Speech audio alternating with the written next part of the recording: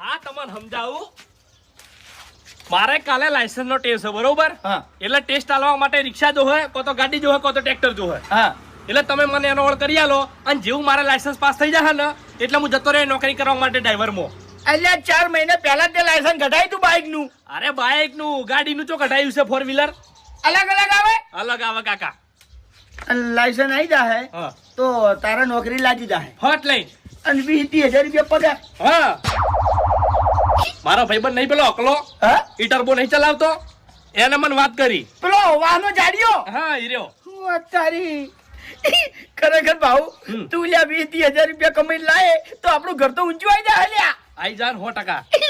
આ ધાબા જોડે મારે ધાબુ બનાવવું છે હવે. ચિંતા નહીં કરવાની કાકા હું બનાવ્યો. તમે ખાલી મને સાધન નો ઓળ કરી આલો. સાધન નો ઓળ? તું ચિંતા ના કર તું નોકરી કર. સાધન નો ઓળ